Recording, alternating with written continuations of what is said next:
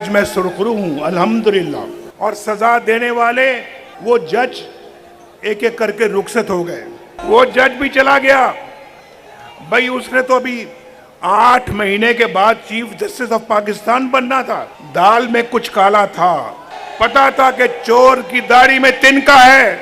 नवाज शरीफ था तो सुकून था, घरों में सुकून था, कोई महंगाई का नामो निशान नहीं था, पेट्रोल सस्ता था।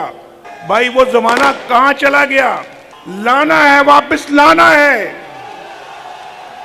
आपके घरों को दोबारा बसाना है, इन नौजवानों को रोजगार देना है, इनके मुस्तकबिल को संवारना है। बड़े जख्म खाए हैं हमने, हमें मजीद जख्म खाने की अब कोई कुव्वत बाकी नहीं रह गई। इस मुल्क को अपने पांव पे खड़ा करेंगे, इस कौम को अपने पांव पे खड़ा करेंगे। बहुत हमने ठोकरें खाई हैं, बहुत ठोकरें खाई हैं। मजीद खाने की हमारे अंदर अब कोई ताकत नहीं है, ना हिम्मत है।